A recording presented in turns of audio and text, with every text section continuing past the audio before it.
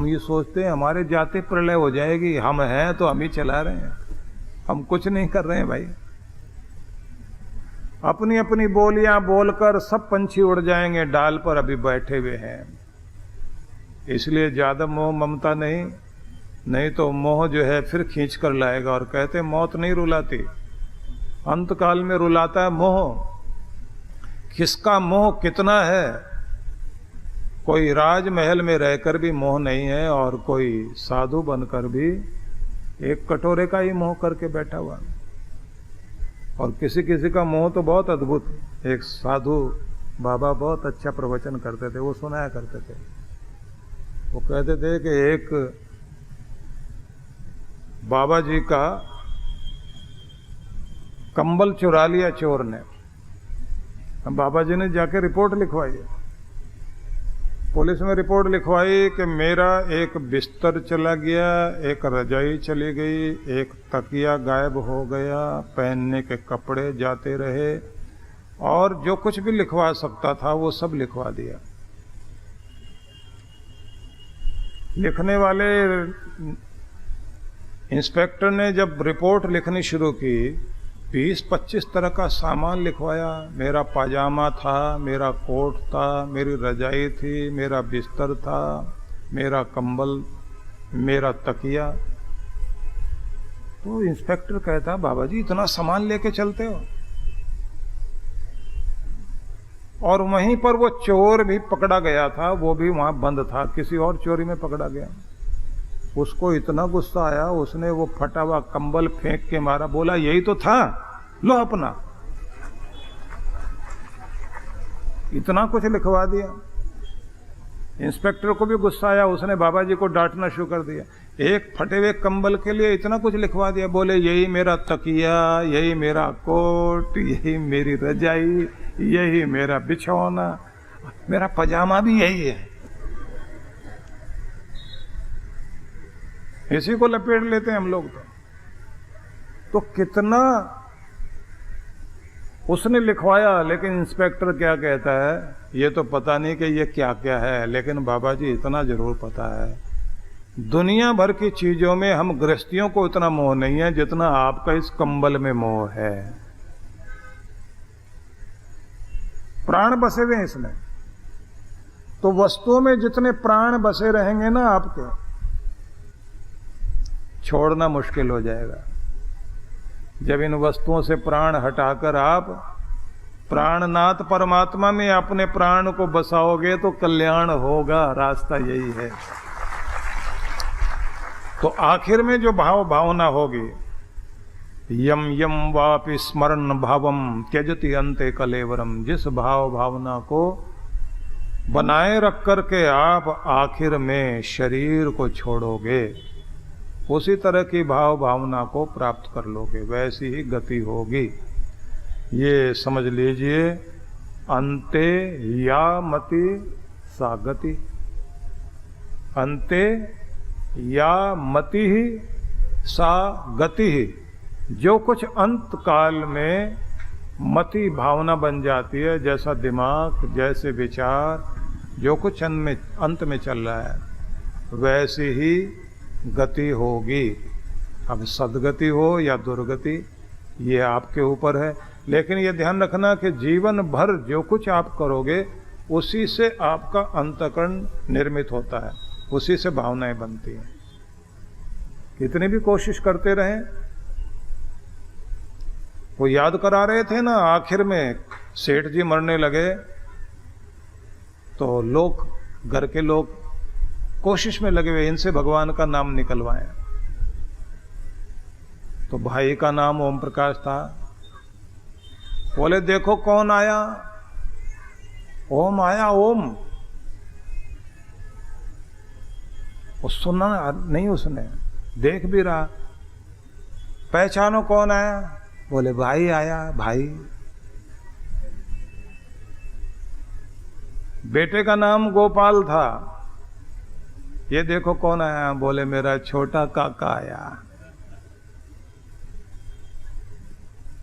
दामाद को कर दिया आगे, जगन्नाथ जगन्नाथ जगन्नाथ। बोले नहीं, हमारा दामाद है। भावना तो वही रहेगी ना। और अगर बोल भी दिया तो भावना दामाद की होगी, भावना बेटे की होगी, भावना भाई की होगी, भगवान की नहीं होगी। भगवान की भावना होगी तो ही गति होगी। और जिनकी भावना संसार में रमी हुई है तो घर के लोग पूरी कोशिश भी कर रहे हैं ना, आखिर में चारों तरफ से घेरे खड़े हुए हैं और ये जबान लड़खड़ा रही है और कुछ बोलना चाह रहा है। डॉक्टर बुला लिया और कह रहे हैं ऐसा इंजेक्शन दो एक बार जान पड़ जाए और ये जो कुछ बताना चाह रहे हैं ना बता दें, क्योंकि हो सकता है किसी को कोई उधार दे रखा हो, कहीं कोई और जमीन जायदाद ले रखी हो, कहीं शेर वेर जो है किसी लॉकर में रख रखे हो। तो सब लोग खड़े हैं चुपचाप और उनको इंजेक्शन लगते ही ताकत आ गई। बड़े वाला कहाँ है? लाला जी मैं यहीं हूँ। बीच वाला कहाँ है? उसने कहा पिताजी मैं यहाँ हूँ, प्रणाम करता हूँ। और छोटे वाला कहाँ है? तो वो भी आ गया सामने, पाँव के पास खड़ा हुआ है, मैं यहाँ पर हूँ। और रामू कहाँ? रामू। अब सब उसको बुलाते हैं नौकर को, और तुझे भी कुछ मिलने वाला, तू भी आगे आ। और जैसे वो आगे आ गया तो उसके बाद वो चारों तरफ नज़र घुमा रहे हैं और सब कह रहे हैं पिताजी सब यहीं हैं, सब अपने ही हैं, कोई भी बाहर वाला नहीं है, सब घर में ही हैं, जो बोलना बोल दो। अब आवाज आई अरे नालायको सब यहीं खड़े हो, कोई हट्टी पर भी है, दुकान पर भी है या नहीं? लुटवाओगे क्या? बर्बाद कराओगे? इतनी मुश्किल से दुकान बनाई है। तो आखिर में ध्यान सब कोशिश कर रहे हैं, पंडित जी को बैठा रखा है कि कुछ मंत्र पाठ करते रहो, और पत्नी बार बार कह रही है लाला जी के मुंह में गंगा जल डालना, इनकी गति हो जाए, पूरी जिंदगी जो है घर से दुकान, दुकान से घर, बस यही परिक्रमा करते रहे, मुक्त हो जाएं, कष्ट न भोगें, भगवान के चरणों में पहुंच जाए। अब बोलने से क्या होगा? भावना बने ना। अगर जिंदगी भर आपकी भावना बनी रही, नाम जपते रहे, सेवा करते रहे, दुकान में जाओ जरूर, लेकिन दुकान में बैठे बैठे भी ध्यान अपने भगवान में रहे, अपने ग्राहक में भगवान देखें, अपने कर्म को पूजा बनाएं, अपने व्यवहार में आपको प्रभु का ध्यान रहे, तो ये ध्यान रख लीजिए, गति होगी। कृष्ण भगवान इसीलिए आगे फिर कहते हैं तस्मात् सर्वेषु कालेषु माम अनुस्मर युध्य च मयि अर्पित मनोबुद्धिर माम एव एष्यसि असंशयम। समझाते हैं इसलिए सभी समय में, सर्वेषु कालेषु, हर वक्त में, हर क्षण में, माम अनुस्मर, मुझे स्मरण करो अर्जुन, युध्य च, युद्ध भी करो, मतलब अपने संघर्ष में, अपने कर्म में, अपनी जीविका चलाने के लिए जो भी कर्म करना पड़े दुनिया में, उस कर्म को, जो भी आपके लिए आपकी कर्म भूमि है, वहाँ पर आपको अपना कर्म भी करना है। लेकिन कहते हैं सब कालों में, सब समय में ईश्वर का स्मरण करो, और स्मरण ही नहीं, मयि अर्पित मनोबुद्धि, अपने मन को मेरा बना दो, मन में मैं, बुद्धि में, अक्ल में भी मैं आ जाऊं,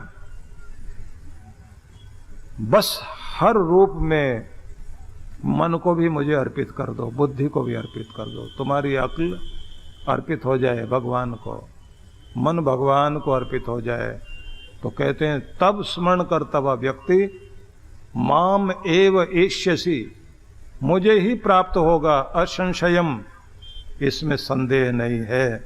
इसलिए कर्म करते जाओ, नाम भी जपते चले जाओ। अब नाम जपने में यह ध्यान रखना है कि आपका नाम जपना भी 3 तरह से शुरू में करना। पहला, वाचिक जाप करो, जोर जोर से बोल बोल कर, श्री राम श्री राम श्री राम श्री राम, हरि ओम हरि ओम, ओम ओम ओम ओम ओम ओम, बोल बोल कर रहे हैं। फिर स्थिति आ जाए कि बोलते बोलते आंख बंद हो, होठ हिलें, श्री राम श्री राम श्री राम श्री राम श्री राम। बाहर वाले को सुनाई ना दे। जैसे किसी अपने बहुत प्यारे को पुकारते हैं आप, होठों पर लबों पर उसका नाम आए, मिठास से भरा हुआ, ऐसे स्मरण कर रहे हैं। और यहाँ चलते चलते भी होठ भी हिलने बंद हो जाएं, अंदर ही माला चल रही हो। जब होठ हिलाकर बोल रहे हो तब उपांशु जप है, और जब अंदर ही अंदर माला चल रही है तब वो मानसिक जप है। मानसिक जप करते करते आप खो जाएं, भगवान के हो जाएं कि तू वो है जो सबका है, सब में है, सर्वत्र है। तुझे पा करके ही सब कुछ मिलता है। सखा तो, सगा तो, माता तो, बंधु तो, सर्वस्व तो, ज्ञान तो, ध्यान तो, विद्या तो, मेरा सब कुछ तू ही तो, सब तू ही तू है, तू ही तू है, तू ही तू है। ऐसा मन में भाव भावना बनाकर स्मरण करते हुए परमात्मा को, उसी में अपने आप को जोड़े रखिए और ध्यान टिक जाए। फिर तो जाप भी बंद हो जाए और एक जगह स्थिर होकर परम सत्ता को, परम पावन को, पतित पावन को, सर्वज्ञ को, सर्वशक्तिमान को आप स्मरण करते हुए सच्चिदानंद स्वरूप को उसी में स्थिर हो जाए। प्रकाश रूप है वो, आनंद स्वरूप है वह, प्रेम स्वरूप है वह, दयालु है वह, कृपालु है वह, न्याय करने वाला, सबका इंसाफ करने वाला, मेरा सगा, मेरा सखा, मेरा परमात्मा, मेरा दीन बंधु, मेरा दीन दयाल, मेरा मालिक, मेरा दाता, सब कुछ वही, तू ही तो, तू ही तो, तू ही तो। खो जाए उसमें तो अंदर अंदर आनंद आना शुरू हो जाएगा। और ये ध्यान रख लीजिए, फिर किसी को जीतने की इच्छा नहीं मन में होती। कबीरा तू हारा भला, जीता भला संसार, जीते को जम ले जाएगा और हारा हर के द्वार।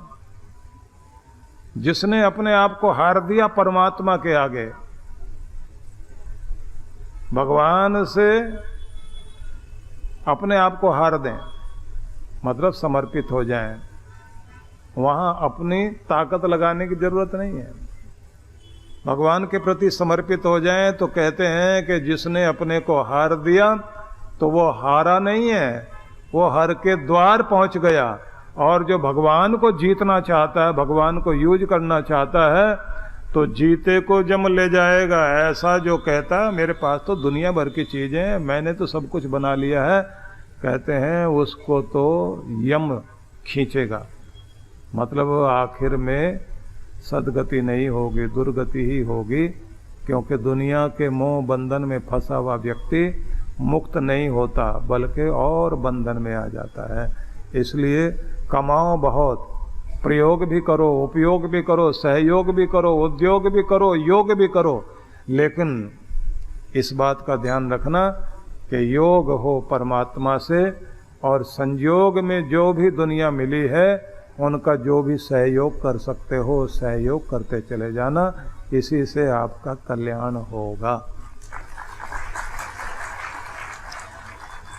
तो कहा कि इस रास्ते पर चलो, बिन पावन का पंथ है, बिन बस्ती का देश।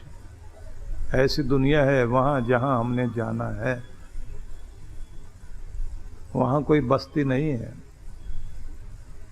बिना पांव के चलते हुए पहुंचोगे वहां। उड़ान भक्ति ही है, भक्ति में पंख लग जाएंगे, भक्ति पहुंचा देगी वहां।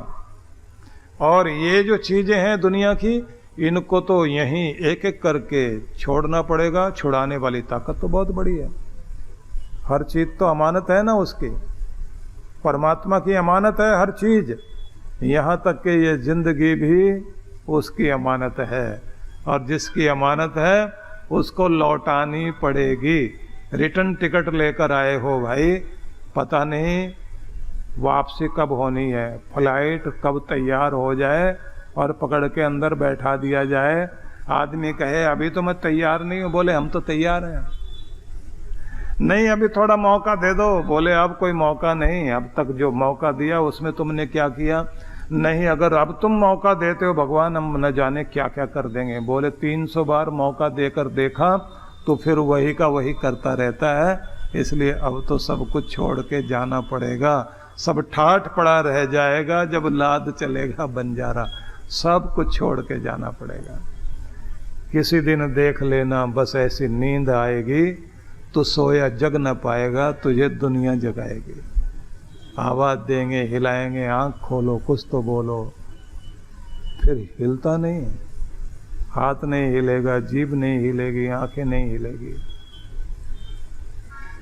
हम भी गुस्ताखी करेंगे जिंदगी में, एक बार गुस्ताखी होगी, हम भी गुस्ताखी करेंगे जिंदगी में एक बार। दोस्त सब पैदल चलेंगे और हम कंधों पे सवार। वो घड़ी आएगी,